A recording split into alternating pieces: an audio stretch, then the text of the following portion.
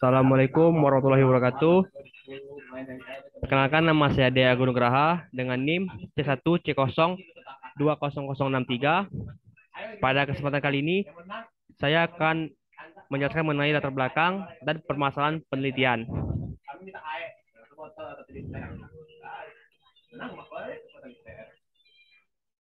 Di sini ada dua pokok pembahasan. Pertama adalah latar belakang masalah, dan yang kedua itu permasalahan penelitian. Pertama kita masuk ke latar belakang masalah. Latar belakang masalah adalah alasan-alasan yang melatar belakangi penelitian suatu masalah. Yang diungkapkan dalam latar belakang masalah adalah hal yang berkaitan dengan masalah penelitian yang akan dilakukan.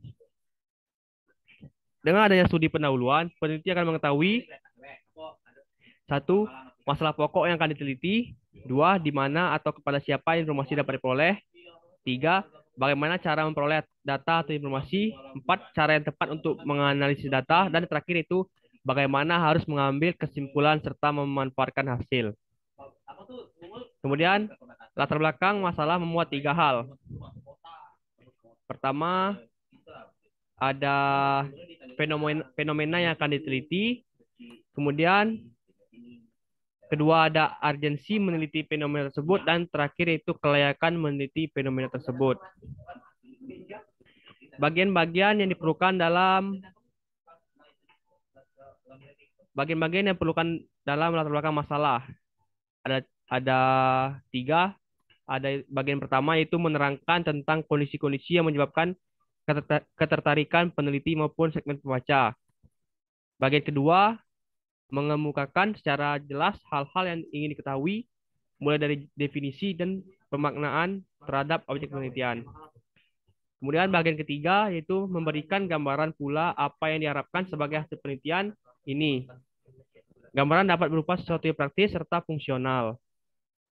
Kemudian kita masuk ke pembahasan yang kedua yaitu permasalahan penelitian.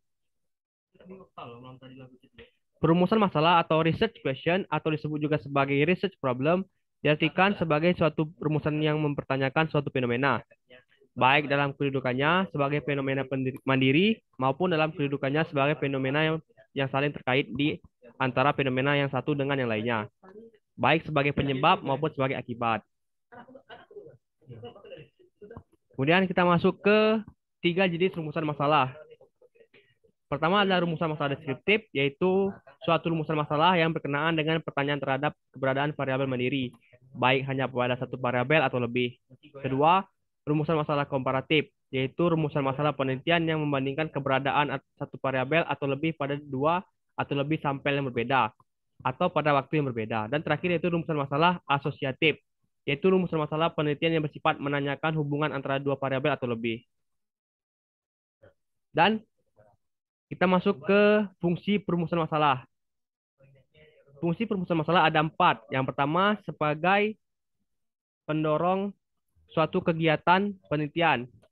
Kedua, sebagai pedoman atau penentu arah atau fokus dari suatu penelitian.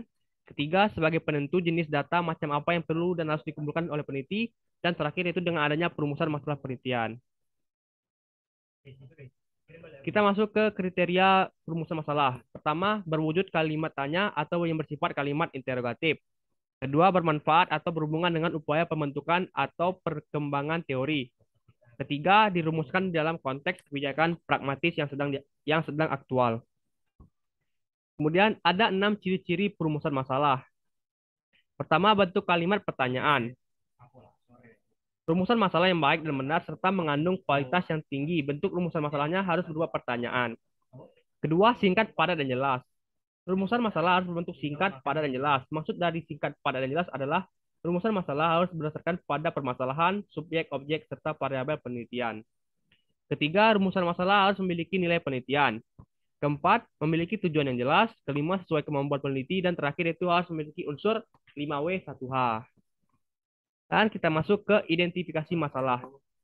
Identifikasi masalah adalah upaya peneliti untuk mengeksplorasi berbagai kemungkinan pertanyaan yang dapat diajukan dan relevan berkaitan dengan variabel penelitian yang dipilih. Jumlah butir pertanyaan yang dibatasi sepanjang memiliki relevansi dengan variabel penelitian tersebut.